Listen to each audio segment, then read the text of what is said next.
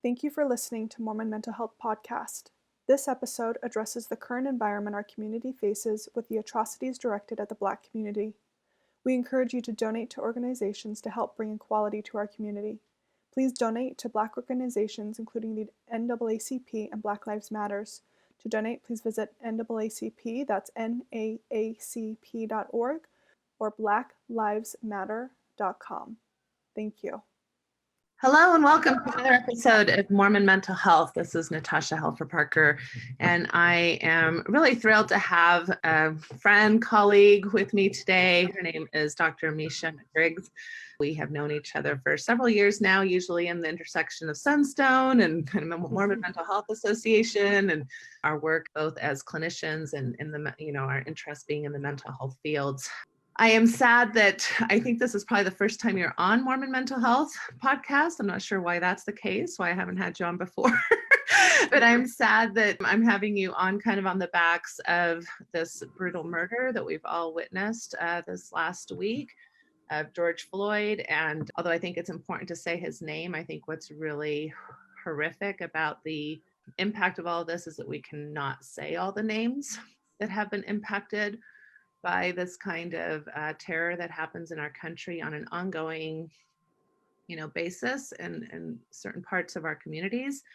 So I'm super happy to have you, but kind of slightly saddened and maybe even embarrassed that it takes this to bring you onto my show. So I apologize for that, and really grateful that you're here to talk to our audience about some, I think, really important and timely matters. So welcome, Mica. Thank you, Natasha, for having me. And there's no time like the present. Yes. This country has been combustible for a while, and the smoke has been kind of rising, and I think that now we're on fire. So we got to see the fire, talk about the fire, and then call in the trucks. So it's time to get to work. That's right. Absolutely. And I would love, before we get started, really to give you a proper introduction. So I just want to let people know that Dr. McGriggs, which I'll call you Mica during the interview, if that's okay with you. That's great. You have your PhD in counseling psychology from Brigham Young University. You've gone on to complete a clinical residency at the University of Washington, where the focus was on critical consciousness and minority mental health. Following all that, you won a postdoctoral fellowship at Columbia University, where your area of research and practice has focused on the somatic embodiment of racial trauma. And you teach and you write and you consult. You've been featured on several kind of media outlets, including NPR, CNN. I just think you're incredible and awesome. And I'm so happy to know you and be influenced by your voice. So welcome officially. And is there anything else you'd like to add to that introduction, just to let us know a little bit more about you? Oh, I'm living in Harlem, living the dream. It's really quite the change. It's been several years since I've lived in Utah, but it's quite the change to really live in a place where I'm surrounded by the best, right, of my ancestors, and to just walk the streets of Harlem on a daily basis. And I've been spending obviously most of my time at home, as we all have, and really just getting to soak in all of the spirit of this place, which gives me so much strength. It's a lot different than living in Utah, and Utah has great things about it too, and New York has really hard and terrible things about it. But I'm in the land of James Baldwin and, Zora Neale Hurston and Adam Clayton Powell and Langston Hughes, right? So I'm doing pretty well. That's totally awesome. So seeing as this is a mental health podcast, and I just want to call out that I believe, I'm more than guessing, that most of my audience is white. Most of my audience is probably along the spectrum of Mormon belief or post-Mormon belief. And so we are not a diverse group that you are talking to. And I think sometimes it's lost on people. Why would we talk about racism in a context of mental health? And yet the research abounds on this. So maybe that's my first kind of area I'd like to talk about, is just why is the context of racism so important within that intersectionality of mental health? Sure. So, the first thing to think is, I have treated all types of people, right? I did the bulk of my training at BYU. So I saw my fair share of white patients. And as I, kind of hone my craft, and obviously we're all still learning and growing, but my specialty really became working with people of color, particularly Black folks, and a lot of Black queer folks. And I learned a lot just about what were the problems that they were facing. And I kept noticing, I guess I could look at this cluster of symptoms and, call it depression, call it anxiety, but really it boils down to the ways in which people are oppressed. It boils down to systems of oppression. It boils down to white supremacy and the patriarchy, right? And heteronormativity. And all of those systems and those structures create a hostile and traumatic environment for people. There's a term that's called racial battle fatigue, which is actually from the University of Utah. Dr. William Smith, who's a professor there, kind of coined the term and said, what is the cumulative effect or impact of microaggressions? And he was particularly looking at Black folks in predominantly white spaces like the white university. And, he said, this is the accumulation of all of these microaggressions is this racial battle fatigue. And it ends up looking like depression and anxiety. So we have racial battle fatigue going on, which is kind of this load, right? And before that term was coined and people started to use it and understand like, oh, we're seeing this racialized stress, essentially. Way back in the 90s, Arlen Geranimus started researching the term called weathering. It's a term that's now kind of come back into the conversation around Black death, particularly maternal mortality rates. But really what she was saying is racism makes Black people older than what they are. Mm. So when she looked at maternal mortality rates, so what is the rate at which Black women are dying during childbirth? And she would hold for every other variable being constant. Race was the only one. So regardless of socioeconomic class, regardless of education, regardless of all these other things, right? What she found was that two shocking things. One is, on average in America, it is 4 times more likely for a Black woman to die in childbirth than a white woman. And in some places in the country, it's 12 times, right? So, but on average, it's 4 times, which is shocking and disturbing. And 2, she found out that the safest time for the Black woman's body to have a child, the safest age is 15. 15! Do we want 15-year-olds having children? Of course not, right? But me as a 30-year-old woman, it's much more like I would be having a child at 45. Like that's the age of my body. And what she called that is weathering, or the allostatic load that racism takes. So when you're seeing people dying at disproportionate rates of COVID that are Black, right? People are going, oh yeah, that's about comorbidities and that's about inaccess to health care and resources. Yeah, that's all true. But really it's because racism weathers our bodies. It makes us older. And so older people don't do as well with disease and disorder and all these things, right? So it's killing us, right? Where it's taking a toll, you're seeing mental health issues, but that's not an issue with Black people inherently, right? That is because of the system of racism. And the system is pathological. White supremacy is pathological. Black people and brown people are navigating it. And I would say that they're having trauma responses, right?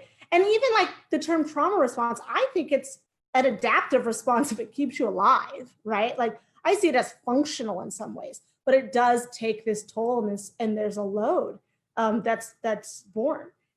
And I would say that white folks are also impacted by the effects of the trauma of white supremacy in ways that they don't even know or understand, right? In the lack of resilience, a lot of times, in things that we now call white fragility or guilt or defensiveness. I think it's the accumulation of shame once you start to look at the ugliness of it. And white supremacy is really good about making it a moral attack on the individual when really it's about the system and the structures and the institutions, and the ways in which we are positioned in those, and then the ways in which we're complicit with those. And yeah, so I'd say that the system is sick, and that people are navigating it, but definitely being impacted by it. So racism is killing all of us, some of us faster than others, right? But it's doing a number on everybody. And that's why we've got to do the work. So we've got to get educated, then we've got to get to work. Yeah, no, that's really interesting. And of course, I'm aware of all these statistics about mental health and also physical health, maternity rates, even life expectancy is lower for the Black population by about 10 years, I believe, if that's current. So absolutely, disease offers problems. And this is a disease, as you've been saying, racism is a disease. And I think it's really important that we address these terms that you're using. Again, like this white fragility is really referencing this concept that I think for the most part, although these days I see enough things that I'm not even willing to give us a pass in the sense that we're intentionally good, because there's blatant racism out there in ways that I had never imagined I would see in the year 2020, but there are. But I think for the most part, when I think of the Mormon population, I see us as vulnerable. One, because at least the white American population, which tends to lead the church and influence the church the most, even though we tout that we're a global organization, it really is led by white men. It's influenced mostly by white American church members. And so we tend to identify as good people. We're good, we're kind, we're service oriented, right? We're family oriented. We want to go out and do good in the world. And those are all wonderful things. And yet it leaves us vulnerable to white fragility, because then we're unable to really look at the dark underbelly of this systemic problem that we've all been affected by. When we hear terms like white supremacy or racism, we immediately think, well, that's the KKK, or that's people who use the N-word, or that's people who would treat people unkindly because of the color of the skin. And I don't ever do anything like that. My goodness, right? I'm colorblind. You're not. That's an actual disorder that you don't have. That's a medical condition. Right. And so you hear these kinds of retorts that come from a space of defensiveness, that I'm colorblind, all lives matter. I don't discriminate. They'll even quote scriptures, that, of course, the good scriptures where it says, all are like God, ignoring the very racist scriptures we have right there in the middle of Sunday school. But, so right. Plus, we tend to be a Republican majority here in the United States, which tends to have economic types of leanings, capitalist leanings, those kinds of things. So so we're a vulnerable population for white fragility. Yeah. So I thought we might have a conversation to help people understand these terms. How are we defining racism? If you define racism as only a moment where somebody acts unkindly, you're missing the point. And if you think of white supremacy as only the concept that I think white people are better than Black people, like intentionally think that, you're also missing the point. Right. I'd like to invite you to talk about those terms. Sure. So, it's really interesting. I was teaching this, I was kind of essentially trying to help some 8th grade students start to build a racial analysis. And they did what 50-year-olds that I have taught same thing when I'm trying to teach them racial analysis. And they wanted to know, but who is racist? Who can be racist? Is that person racist? Is that person racist? Am I racist? And you know what? I see it all the time with political pundits, even liberal pundits who know better. Some of who I know how they were trained, but who know better, who continue to engage the conversation around if Donald Trump is racist or not. To me, that's a futile conversation, because if you are talking about, am I racist? Are you racist? Who is racist? What's racist? How can I be an anti-racist? All of that, you are completely only focusing on the very teeniest bit of what racism is, right? So racism is a system or a structure, right? Structural racism is essentially what we're built on, right? What our economy is. If you were to look at healthcare, if you were to look at access to healthcare or education or representation, right? anything that is embodied in a structure of an institution, right, is where you really find the disproportionality, right? That's where you find the difference. And really what's important is figuring out, where am I positioned in the system? So what we know about racism in America is that it's built on white supremacy. White supremacy is not the Klan, right? I mean, they're white supremacists too, but it's not just the neo-Nazi, right? White supremacy is really, what it means is that white people are superior to other people, right? To Black people and brown people and other ethnic minorities, right? To the ethnic Jew, right? Like, white people are superior. They have more humanity. They have more humanhood. They have more personhood. And therefore, we are going to build a system that benefits them and rewards them for that whiteness. Now, really, at the beginnings of imperialism and in America, white people, poor white people, most white people didn't really benefit, right? And a lot of people still don't benefit from that in the ways in which economically, right? But what it did is taking the hue and saying, this is what makes us different, being melanated or not being melanated. It's a really easy demarcation to say, here are the good guys, here are the bad guys. Because what happened was that rich landowners, right, slave masters, landowners, which was few, right, in the early times of America, like that wasn't the majority. What they realized is they were outnumbered by poor whites, indigenous folk, and the enslaved people. And if all of those people would have band together, they would have overthrown the aristocracy. They would have overthrown all of the wealthy landowners. Founding fathers would have been toasty. It would have been gone because there were more poor white people. And so how do you get those people on your team? What do? You say, you are more like me than you are like them, and we are different. We belong to a more superior class. We are better. They're cattle. They're less than cattle, really. You know, they're not even, they don't see, they don't even know how to talk, they don't read, they don't, of course, all these things that they implemented and stripped from them, but see how they're different than us.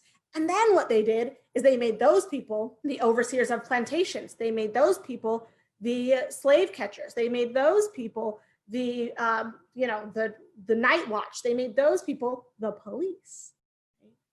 And what the myth of America is that you are more like me than like them. So you're going to benefit by being aligned with me, which is why you see white people who still vote against their own interests. Poor white people are always voting Republican. You're like, this doesn't actually benefit you because you're not rich, right?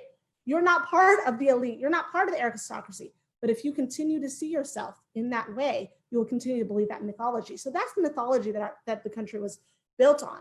So how are you positioned? And then there are benefits of having white skin. There is white skin privilege. And we see that privilege.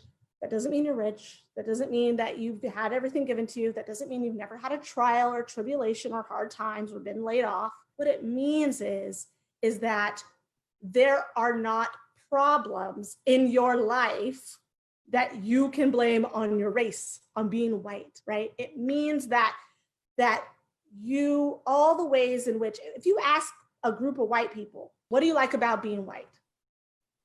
You know the things that they say? I've asked, so I know a lot of folks. They say, well, I like that, no one follows me around the store. I've heard that happens to Black people. I like that I don't have to fear when I'm stopped by the police that I'll be shot. I like that people don't assume that I'm a criminal. I like that I get the benefit of the doubt. I like all those things, all they've named is privilege. So whiteness is really power and privilege. It's access to being given the benefit of the doubt. It's access to humanity. It's access to personhood. And it's access to healthcare. And it's access at higher rates, right? And it's access to economics, right? We know that there's a wealth gap and a wage gap, right? That's racial. We talk about the gender wage gap often, right? Which is driven by patriarchy, which is another system. But actually, Black men make less than white women on the dollar. Black men make about 68 cents. So they're doing worse off on the white man's dollar than white women are, right? We're not talking about those things. So in a nutshell, I don't think that the conversation is helpful when we're trying to identify who is racist. I think that the conversation becomes helpful when we say, does this system benefit me? Okay, it does. It benefits me and it oppresses others. What are the ways in which I have either used that directly to weaponize against a person of color or indirectly? What are the ways in which I've been complicit? I have been non-vocal, and I have continued to move through the world in a way that tries to ignore this reality. And once you understand your positionality in the system and in the structures, you no longer, that's actually where the white guilt comes in, because you start to realize it and then you go, oh, I have to face this stuff. And that means something bad about me. Now, why are Mormons more vulnerable or are particularly vulnerable? There's two reasons, I think. There's probably more than two, but two come to mind. One reason is because Mormons had to work to become white. Yeah, like a lot of ethnic groups. So Mormonism oftentimes isn't thought of as an ethnic group, and certainly now it's not considered one, as we're very ethnically and racially diverse. And in the early years, and you can find more about this in Paul Reeve's book, but Religion of a Different Color. But really, just in the way that the Irish, that Jewish folk, that the Italians, right, had to work to become white. So when people came here, they changed their names, right? They stopped speaking their language. They gave up pieces of their cultural and ethnic identity to gain power, to gain access, to gain whiteness, right? It wasn't, not every immigrant group who came here was considered white, right? They weren't black, it was a little down here, but they certainly weren't white. And Mormons were actually deemed not white also. Actually, medical doctors came and said, I examined them, even though most Mormon immigrants were from England and Sweden, but whatever. I examined them and I don't know what they are, but they certainly aren't human. I don't know what they are, right? So Mormons, by deploying the most racist policies, walking back on any type of intercultural, interracial relations that they were doing in the early years under Joseph Smith, they really walked back in order to gain that whiteness. That is something that they want to hold on to desperately. So that's one piece of it, is holding on to the whiteness they worked so hard for, right? By deploying racism, let's be clear. Two is that there's still a persecutory complex. We were persecuted. We were, driven out. We were exterminated. We had an order, a hit out on us, state sanctioned. All of those things are true, but honey, that's not because of polygamy, okay? That is because you were not considered white, because you were engaging in interracial dynamics. You're engaging in interracial church. You're engaging in sending out Black men as missionaries to convert white people. You were giving them power. You're ordaining them. The ways in which you were progressive racially, which wasn't much, that's what was threatening. That's what made you ethnic. And that is what made you persecuted in a lot of ways. So that's what drove you west more than anything else. It wasn't about how faithful you were, and it certainly wasn't. It was only the threat of having multiple wives that maybe would include like Native American women, because no white man is going to give his daughter over to have to be the same level, right, as a Native American woman. Never going to happen. So I think those are some of the things that have made, white Mormons particularly kind of vulnerable, is that persecutory complex, but you're doing quite well. Like look at Mitt Romney. He is now the poster child for what Mormonism looks like. That's the whitest you can get, really. So you did it, congratulations. Now we've got to undo it all. Right. And so when you talk about the issue of systems, it can be extremely challenging. And it can feel overwhelming. And so one of the things that we notice that happens, especially with people in power who maybe feel these types of guilt, will take comments like, oh, I thought I was being part of the solution because I was calling out Trump as a racist, right? But now Dr. McGriggs is saying that I shouldn't be doing that, and so people get confused and they get very easily overwhelmed. And because it's easy to just retreat, because again, I'm not really affected by the system, then oftentimes people who are facing these dilemmas of their own guilt and the systemic overpowering of it will just retreat and become either silent or defensive, and stop trying to feel like they're part of the solution, because it's easier to stay silent since I'm not affected by racism than it is to take that risk of making mistakes along the way or doing it incorrectly or being called out by, things of that nature. And I know that I have felt some of that just in my own ridiculousness of all of this journey. And so any thoughts about how, and this is maybe where I want to start talking about the fact that you're going to be offering a class, because that's part of what you do, is you offer consultations and educations around all this. But what can people, as they start understanding these concepts at a deeper level, start looking at their own life and not be complicit and not be silent in ways that would be considered appropriate? Yeah. Well, and I'm not saying don't attack Trump, because we should all be attacking Trump. So don't get me wrong there. Well, good, because I'll keep What doing I'm saying, yeah. No, what I'm saying, he definitely deserves to be attacked. What I'm saying is that it's bigger than how you feel in your heart. And actually, right, like the way you feel, right, is important, because it is the start of that change.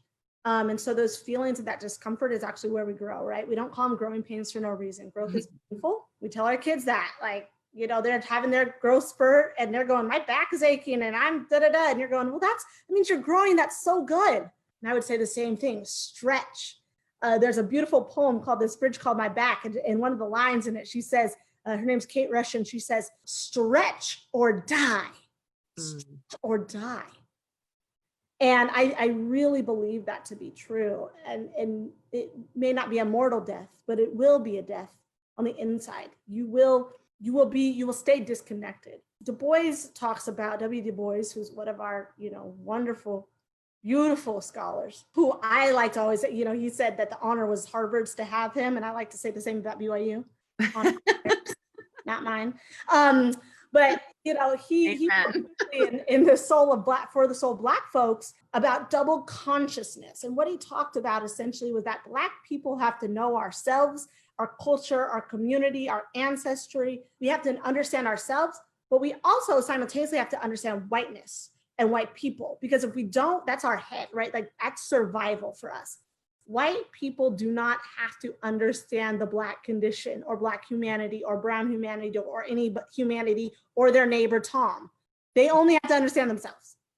And what that does is that disconnects you from really reaching the highest, fullest potential of your humanity. So it's not about my suffering so much as it's about your disconnect. It is about your inability to really actualize. And I really mean that. Like, whiteness is preventing white people from actualizing, from becoming their fullest version of themselves. This is a therapeutic process and a developmental journey. Your white racial identity development, that's why it's called your white racial identity development, because it is a developmental process. And once you start to engage, first, what you do is you got to get the vocab, you've got to get the scaffolding, you've got to get the theory. Then you start to look inward and say, what's coming up in me, right? What's my racial shadow self? What is that? How do I face it? How do I start to process it and move through it so that I can effectuate change that has real political structural thrust, okay? Because if you see it only as a individual moral issue, which one, white supremacy has taught you to do, that it's about you versus me, they're racist and I'm not, right? So then the work stops. If it's just the Klan, then I don't have to do any work, right? That's what white supremacy wants you to think. It's very individualistic. It's very moralistic, right? The other thing is Mormonism does the same thing, because morality is about you. Your sin is just yours, right? It's not anybody else's. If I sin, it's me, right? You don't get held back for my sin, right? Even in a, a married couple, right? When there's conflict in that doctrine, but you could still make it to heaven even if you got a scallywag husband. There'll be ways for you to get there, right? It's very much about your relationship to the Savior, your commitment to your faith, your actions. So it's very hard to understand that Mormon doctrine influences the way that you see personal responsibility, not just about church, but about everything, right? The pride cycle says, right, if I'm good, then I'm blessed and I prosper in the land. And if I get too prideful about that, then I begin to sin, then I fall, right? It's very much like this. But what it doesn't do is tell you that the influence of that is seen like, oh, Black people are struggling, so that must be because they're sinful, right? They're sinful, that's why they're struggling. If they were to stop sinning, they would stop struggling, right? So then there's something bad about Blackness. So again, these ways in which that our doctrine is connected to these bigger ideas, I think we also have to unpack and look at. And really, and I think your audience is a good one for that, is to really like, let's look at this a little bit and say, is this affecting the way that I see this? Because Mormonism is very much impacted by white supremacy. And so has my Mormon upbringing impacted the way that I see the world and the way that I see race? And absolutely. And so once you can kind of like dismantle that a little bit, you're actually going to be a more effective activist. You're going to be a more effective advocate, right? You're going to see yourself, you're going to see your own growth, and then you're going to see your work, right? What's the work? The work is hard, right? I, as a therapist, and maybe you too, like my work is to work myself out of a job. I don't think it's going to happen, but like that's the goal. We don't want people to have mental health problems. And we want to see the ways, and that means that we're in the therapy room, we're in the chair with folks, but that also means that we're advocating for policy change and more money going into mental health treatment and destigmatization of mental health and mythologies of mental health being crushed, like everyone that's, whatever all the things are that are problematic, no one that has a mental health issue they're all on drugs or whatever, right? All these mythologies that hold us back. We know that we also are advocating with policy and around economics and mental health issues, not just with our client, well, some of us, but you become more effective, which might mean you work yourself out of a job. It might mean that you don't send your kid to the private school. It might mean, and I work at a private school, and I'll say that if there was school equity and we had a racially equitable school system, there would be no need for private schools. Your fear, right, and you're knowing that there's problems in public schools, like that's what's driving you to private schools. But there would be no need for private schools if there was true equity. So maybe that means you take your kid out of private school and say, I'm going to affect change here. Maybe it means that you don't move to the most expensive neighborhood where tax dollars are so that are funneling to the schools are so disproportionate. Right? Maybe it means that we have to really look at the banking system and credit scores and how wealth is distributed in this country. And wherever your sphere of influence is, you really start to buck that system. Yes, your work is to love people and love people better. But the real work is that structural work, because it is the structure that is the problem. Yeah, no, I love that you finished with that, because I think that is oftentimes where people think their job is done, is just to be kind. As long as I'm kind, and since I don't have a lot of opportunity to be kind to Black people in Mormonism, there just aren't a lot of Black Mormons, I kind of get a pass, and I can pat myself on the back and feel pretty good about myself, right? Like I would never say anything bad. I would not ever, in my mind, discriminate. So I'm being kind, kind of like you're saying we're very individualistic in Mormonism and American culture. So as long as I'm taking care of me and I'm being a good person, job done. And what you're saying is that this is completely different than that. The work is systemic, and systemic change you can't blame one person, because you go back one generation, you go back, and they were all part of a system as well. And the system didn't begin with one person saying, ha, ha, ha, ha, I can't wait to ruin humanity. It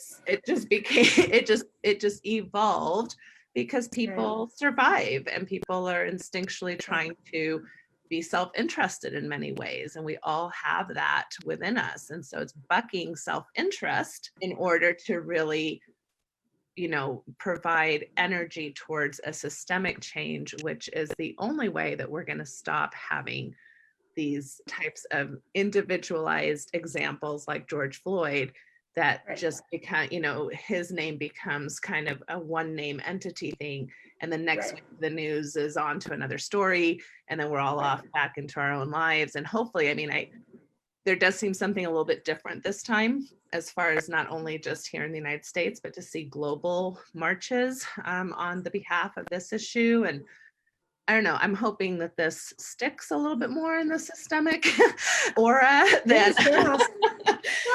There's a couple of ways that it comes to mind that a couple things are at play, right? So one is it's really hard to understand the idea of an ecology, right? I'd say even an ecology.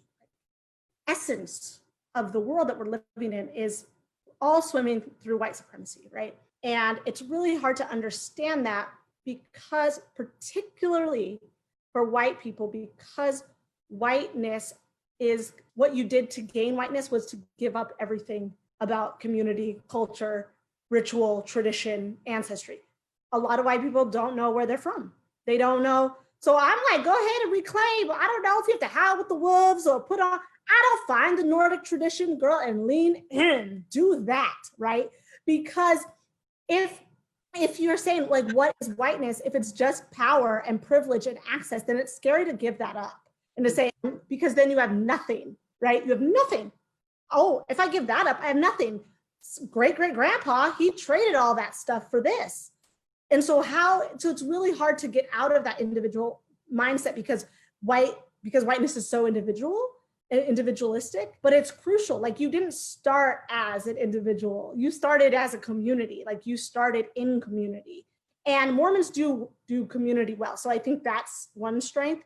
The other piece of it is how the individual ties to the systemic is, let's take, I call her Central Park Karen. The woman, I don't remember her name because I don't think her name's important, but Central Park Karen who called the police on the bird watcher in the park. Yes. So a lot of people know the story. This happened right before George Floyd, and what she did was weaponize her whiteness in order to enact violence that she knew would be carried out by the state. Like I doubt that she's like studied that, like maybe she has, but like I doubt she studied that, right? Like one day I'm gonna be able to weaponize my whiteness to be able to have a Black man killed, okay? Right. No, she didn't study that, but that is sewn into the fabric of the DNA of America. We know our racialized roles. White women know their racialized role. No one had to teach them that this was the role that you played on the plantation and in town, right? That if you were to be disrespected or looked at or offended or whatever by a Black person, you then screamed fire, screamed danger, and white men came and killed him and lynched him. Mm-hmm. That is known. That's what I'm talking about when I'm talking about the trauma of white supremacy. Like, you know your role. At this point, something that was socially constructed is now materially real. So, okay, that's one incident. This is a woman who's a registered Democrat. She votes blue, right? Mm-hmm. Anyway, yeah. I was like, wait a minute. Did I mix it up? I'm like donkeys and elephants. Yes. Right. Blue. It's all the same to me. It's still all white democracy. Anyhow, she votes Democrat. She's a liberal, right? And yet she still did this. Yes, that was bad. It was awful. Thank God he was filming. Thank God he's alive to tell the story. But how many people? She's the vice president of an equity firm in New York City.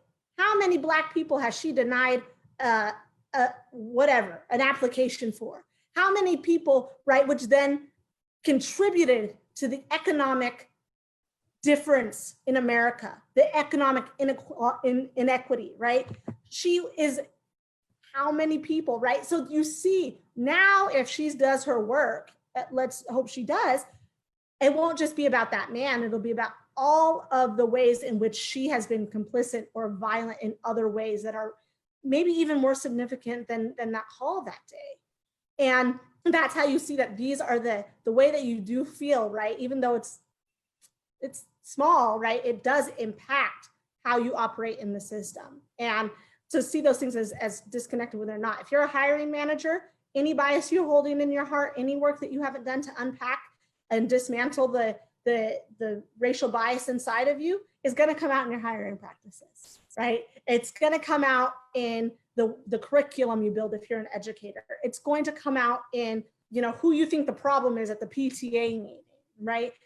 It goes beyond, did I say nice words or did I not? So far beyond that. I don't care. You can call me the N-word all day. I really don't care, but you better hire me and pay me my money. Yeah.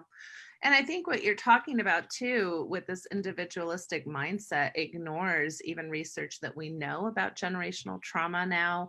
We know that, just saying, oh, that was our ancestors, we're so beyond that. No, we carry really, intergenerational traumas, and we continue patterns. And that's just, my degree's in marriage and family therapy. So it was always fascinating to see, like, oh, Those grandma systems. got pregnant at this age, and great grandma got pregnant at that age, and mom got it was just like all these systemic ways that people just kind of follow patterns, because the grief, the uncertainties, the fears, the celebrations, the joys all get, they're all passed down. And we are not by any means that divorced from the time set of all of this anyway, with Black slavery in America, for goodness grief. I mean, I'll never forget my father telling me at the age of 10, I think, that he went to a high school in New York where there was still a white fountain and a Black fountain. And I was like, I remember thinking in my 10-year-old brain, like, you must be kidding. That must have been like at least 500 years ago, right? Like, not Yeah. How old are you again, Dad? You're not 500 years old, right? And so just, we're not that divorced from the time set of this trauma that has happened in our country, and even the traumas that have happened within Mormonism and Mormon culture. So I do agree that people don't wake up one morning thinking, oh, I can't wait to get a Black man in trouble. But it is interwoven in our subconscious and in our learned responses of survival that have been intergenerationally affected. And why, in many ways, it's like fish swimming in water. You don't recognize you're in water because it's all you know. And until somebody takes you out of the water, and I'm hoping that, I mean, that's the problem for us white folks, is that we're kind of the fish in the water, and we need to be willing to be taken out of the water for a minute and catch our breath and not be able to breathe, and get back in the water and change the water. And that's, I think, hard, but I'm hopeful that more people seem to be willing to do that. You are going to be starting a training. Yes. That's called Racial Equality and Social Justice. Racial equity and social impact. But yes, close. Well, I'm messed up. It's okay. Doesn't really matter. It's all, I mean, the name isn't important. What's important is that, I have been, learning. I'm a learner at heart of it, right? If I could just learn stuff all the time, that'd be great. But then, I realized, oh, you have to pay your bills too. I can't just sit around learning stuff and thinking about things. I have to create, my, work. I have to do that. So, I have been, working as a consultant for, in the corporate world and in nonprofits and government agencies and different folks. I've worked with the police chief and talked about, racial issues, and policing obviously is a big issue. And so I've done a lot of things, but really, as right now I'm working as an administrator where I head up the diversity, equity, and inclusion work at an independent school. And we're online now, as school is, we're remote. And as we moved into that remote space, I just started thinking about what do we do with this work, and how do we make it more accessible? I'm really about accessibility. I think part of the thing that I love the most is about this work is bringing the best of research, the best of scholarship into making it accessible to the public, making it accessible and palatable and understandable. Because there's a lot of good stuff that gets kind of contained in the ivory tower of academia, and it's not as useful, right, when it's there. And so it's, how do I bring all of that to people in a way that creates access, right? Because privilege is all about access. And if you have privilege, that's access. I like to think of privilege as the word access. Just sub it out for access. And so how do we make the work more accessible and the tools more accessible? And so that's why I decided, let's try an online course. Everyone's at home, right? Like, let's see if we can't sit down for 4 hours. We're gonna sit down together. Live classes are gonna be over 2 weeks. So Monday nights, 7 o'clock Eastern time. And that'll be when live class is, but I'll make recordings available for those who can't join us live. But an hour a night just to really start to build that racial analysis, to understand structural racism, to get the theory, right? I really believe that the ontology is so important, right? What do we understand about what it means to be human, right? What do I understand about me and others and our ability to be in the world together?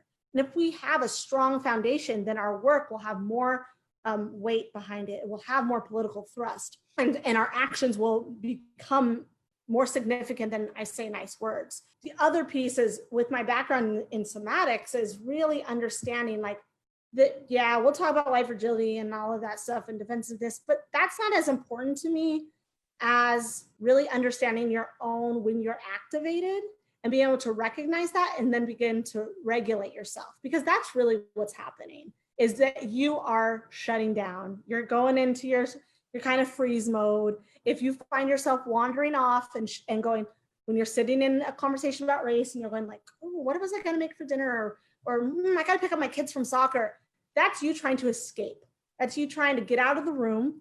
That's you trying to leave. But let me tell you something, that is trauma, because trauma is an inability to accurately assess threat, right? We know this, like your signal anxiety is off. You're having anxiety about the wrong thing. You're not in danger. We're just having a conversation, girl. We're just talking.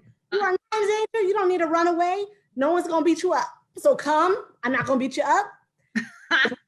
You will be uncomfortable, you will be activated, but part of the practice is how do I recognize that in myself? I know when it happens for me, I'm getting better at that all the time, is when am I tightening and where is it happening? In my chest? Are my hands getting sweaty? Am I getting hot, right? All of those things is our central nervous system activating and like getting prepared to do something to protect us. But once we understand, we don't need protection from this. Actually, we need this discomfort to teach us something about ourselves and about the world around us. Once you can regulate, I would say I am not shocked that, when police say, when they do make it to the trial, in the rare cases that it does go to trial, when they say, I feared for my life, that's the thing. If the officer feared for his life, then he is in the right. That's the law. Of course he did. Of course he did. Because racism has taught us to fear Black people, especially Black men. So yeah, I do believe that a lot of those people are having a trauma response and they are embodying, right? They are getting ready, man. Their vagus nerve is on and they're getting ready to shoot, right? And they're holding a gun. Of course they're scared and then they're holding it. So it's not, that shouldn't be the question. That shouldn't be the precedent. The question should be is, how do we train police to recognize when they're activated, when they're triggered, to be able to regulate that affect and get back to their job, right? To be able to accurately assess the danger and the threat. We will stop, well, this last one, George Floyd, just was cold-blooded murder, but we will stop seeing these killings in a lot of ways if we can get the police trained in this way. So this is why this stuff is important, because that fear or that fear that you have when you're having these, a racialized incident, right? It doesn't need, you're scared of Black people and you've been trained to, and you've been conditioned to. So we've got to regulate that. I like to call it regulating racism. We've got to regulate racism. And it's very similar to the work. Oh, I'm sorry. Keep no, going. I'm just saying, once we regulate ourselves, we can then get back to our, our stable kind of back into that window of tolerance, back into our baseline, and we can then do practical work. It's very similar to the work I do in couples therapy. It's like, when my husband used to tell me you have rage eyes, and I'm like, what are you talking about? I don't have rage eyes. And then learning, oh yeah, this, I feel this heat and it kind of affects my rage eyes, and it took me years to practice that regulation that you're talking about. And then taking that and not just applying it to our inner circles, but to our systemic communities and in other ways that affects us as well. I know I told you that we'd only be about an hour. Can I take 10 more minutes of your time? Are you? Of course you can. Okay. Of course you can. Because I do want to talk briefly. Well, I just wanted to ask one more question about your class. Is this kind of like anybody would benefit? Who did you create this for? Like, who should be signing up? I'm already signed up. I'm excited to take it. What? Yeah. So really, I was thinking about this because I had some friends that were starting to sign up, and I was like, these are friends have done a lot of reading. I was going to be a little more 101 kind of, but then I was thinking about it, and it's really for everybody. Again, as a learner, I read everybody, and I'm always in a workshop, in a seminar, at a lecture, at a book talk. That I love that. This is a lifelong journey. And so it doesn't matter if I have an expertise or I really know this stuff or I understand it. I will always get something from any teacher. I can learn something from just about anybody, because I walk into a space open and ready to learn. And when you walk into a space like that, you will learn something, right? You'll always learn something new from a new creative, or, from this book or that book that could solidify just one point because of the way that person said it, or that example, or that song, or that whatever, that metaphor really sat with you. And so I would say that there's going to be a lot of things for people that have done a lot of reading. They're like, I know that term, I know that term, I know that term. Cool. But also there's going to be something new. And so if you're open to learning, this is for anyone who's open to learning, anyone who wants to grow, anyone who wants to lean into discomfort, and anyone who wants to have a strong foundation to build their work on, right? That's what it's about. So your foundation might just need a little extra gravel right now, or it might be, let's lay the first paver on that foundation. So really, come one, come all. It's geared mostly to white folks.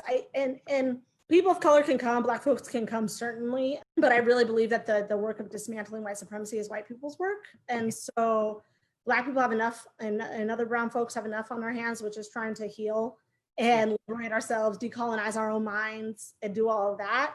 So this is really the work of, like, let's get a strong kind of analysis to be able to build on, to leverage my privilege where I can in the spheres of influence that I have, and really start to dismantle. Yeah, I'd really like to repeat that. Dismantling white supremacy is white people's work, that we need to do that work. Yep. Okay, so since we're talking about Mormonism, President Nelson gave a position or a statement, given, what's been happening around the world. And he talks about, needing to work tirelessly to fix these issues. I have no idea. I'm not in the know as to whether or not the Mormon Church has invested in cultural diversity training from professionals like you, both within or without of the church. I think there's excellent cultural and diversity training people who would love to offer the Mormon Church their expertise. I don't know if you're aware or not, if they've done that or not, but let's pretend for a minute that we could say something to, the Mormon organization, which is, in a sense, a white supremacist organization, given all the things that we've discussed today. That doesn't mean that we're the KKK. It just means that we have all these things that we've talked about. So what are some ideas or thoughts as to, given their influence and their lane, that they could offer to be part of putting the shoulder to the wheel and doing the work that, like I talked about the vulnerabilities of Mormons, but we also have a lot of strengths. We're hard workers. We're moral. We usually want to do what's right. We love causes. So how could they mobilize this amazing community in ways that could really address this, and where we can work tirelessly as he encouraged us to do? Yeah. Well, I will take a church's check. I will take money from them if they would like to hire me. I'd love for them to pay you. Yes. But there's plenty of people I could send their way. If they need somebody with a little more, cachet, I could send people their way all day who I think they could benefit from Fatima Saleh, who works in face spaces and decolonizing white face spaces. They could, look to really their active, faithful folks like LaShawn. I'm not at church every week, but LaShawn Williams and Kimberly Applewhite, and there's folks that are equipped in the church, and then obviously outside of the church too. And I'm guessing it would be good if they listen to both, because I think that way they would have a more diverse look at. Absolutely. I mean, one, I think that Joanna Brooks' new book that just came out, really want to grapple with their own history. I think a lot of leaders don't know their history, right? I think that the men that are in the 12, the 15, the 70s, all these guys, these have been your yes man. These are the men who showed up, who did their calling diligently from the time they were 19, right? From their mission, they were the guys who, yes, I will do the work. Yes. How many of them are really sitting around and spent their life sitting around reading Mormon history, reading from the Journal of Discourses, examining? I doubt very many. That's been left to the scholars, right? Like there were men in the 15, and then there was Eugene England, right? And they were doing different things. So yes, the BYU professors are the ones with all of that kind of institutional knowledge and memory, I think even better than the men up top, but they need to, they're home right now. I saw Nelson out there vacuuming. Maybe he should be vacuuming and he should be reading. Joanna's book, love you, President Nelson, but I need you to, there's someone else that can do that for you. I'll come and vacuum if you'll read that book. Well, I won't, because that's not a good look, but I'll get a white friend to come and vacuum for you. I'll do it for you. Okay, Natasha will vacuum. I'm a white passing Latina, but I'll take my whiteness and vacuum for him. There you go. So yeah, so really they need to have a reconciling, right? A reconciling. And really, there is an opportunity for restorative practice and restorative justice here. There really is. I don't think that the church needs to burn to the ground or be completely like, okay, we're not having a church anymore. I'm not saying that. What I'm saying is that restorative practice, let's bring in Glenn Singleton and have him talk about restorative practice, or what's his name from Just Mercy, Brian Stevenson, right? Bring these guys in, have them teach you restorative practice. One, you have to know your history. You have to know what you did wrong. You have to be willing to repent. Use the atonement to repent, and then start putting your money to work, okay? Start putting your money, you have means, start putting it in. Why has no check been written to the NAACP? You have a partnership with them, right? I'm not saying you necessarily have to give to Black Lives Matter, although you probably should, but you use the people you're already in partnership with. Give to the NAACP Legal Defense Fund, right? Like, these are the things. So one, there's a recognition, there's a reconciliation, there is a repentance process that the church has to go through, and then you do the work. So again, it's get educated. It sounds like what we learned in primary, Nisha. Something like that. That's simple. And if your sins are public, then your confession has to be public. That's a little bit, that's my own spin. So you can't just, I don't know, like you can't just have this inner thing where it's like, oh, no, like really publicly make a statement. You are so eager to publicly make a statement about Prop 8 or whatever thing you're fighting for, and wacky thing you need to stay away from, that's oppressive. Start fighting for something that's liberation. Start righting those wrongs. Jane Manning James deserved better than to have the moment that she died, to have men who were no longer accountable to her start to really engage in some disgusting racist practices. And that is what happened. She deserved better than that. So let's start really thinking about this. You are not just accountable to the Black members who you are accountable to them, but you're accountable to everyone. You're accountable to America to say, you know what? Yes, in order to gain our whiteness, or if you want to call it, in order to gain safety and acceptance in the Christian world, we deployed and embodied harsh, racist doctrine and practices. We did that in order to gain the power we have today. And now that we're here and we're the richest church, I don't know if we're richer than Catholics, but we're pretty rich. Now that we're this rich, we've got to put our money and make some things right. Yeah. No, I agree. And like you started at the beginning, which was, I think, very gracious of you. It's not, if we do the work, we too benefit from it. We, the white people, will benefit from doing the work of anti-racism. And so it's in a weird way, it's kind of like volunteer work. It's self-serving. It helps yourself too.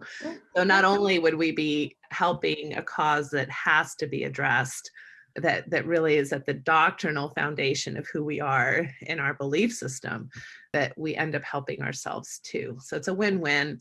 And I hope that we as a church will move in that direction, very strategic, intentional, direction that is led by voices of color and that is willing to listen to voices like yours.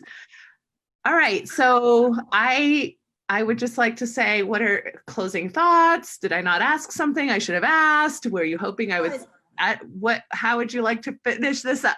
I think we packed a lot in, and I hope there was something that even just one little nugget that people glean, because I think that is how learning happens.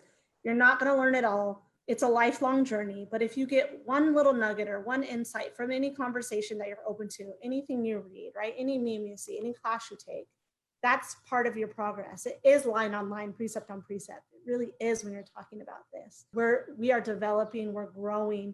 Let's keep growing. Don't stunt yourself. Now that you know you need to grow, lean into that growing. And I saw a cute meme that was, be the Karen that asks for the manager of racism.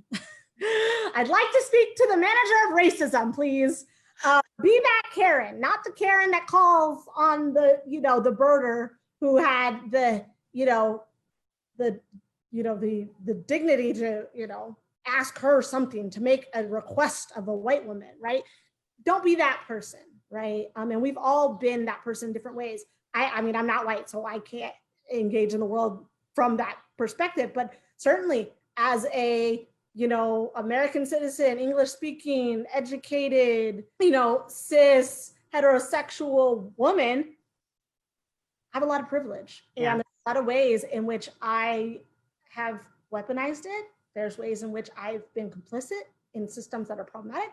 And I want to do better. I want to be called, and I want to be called into conversation and into repentance. And then I want to move forward. So we all have work to do. We got to put our shoulders to the wheel and push along. Amen, sister. Me too. I would say all those things about myself as well. So thank you so much. I hope that you'll consider joining me to listen to Misha's excellent, I'm sure what will be excellent content in her course called Racial Equity and Social Impact. I will make sure and put a link on that so that people can know where to go and sign up. I am also going to go through this interview with a fine-tooth comb. I commit to this, and every name that you mentioned, every resource that you mentioned, I'm going to find the link and I'm going to put it on as well. And if you have anything else, Misha, that you'd want me to link to, feel free to send that to me and we'll make sure and get that on the website. But thank you so much for your time. I know that this is hugely busy. I know you're interviewing, I know you're protesting, I know you're marching, I know you're doing all kinds of things. So the fact that you'd spend an hour with me has been just a joy. So thank you so much for your time. It was lovely, Natasha. I'll see you soon. I hope I see you in person very soon. And hopefully without masks and I can hug you. But if not, I'll just elbow you. So. Yes. Boom, boom, boom. All right. Take care of yourself. Good night. Take care. Bye-bye. Thank you for listening to Mormon Mental Health Podcast. This episode addresses the current environment our community faces with the atrocities directed at the Black community. We encourage you to donate to organizations to help bring equality to our community. Please donate to Black organizations including the NAACP and Black Lives Matters. To donate, please visit NAACP, that's NAACP.org, or blacklivesmatter.com. Thank you.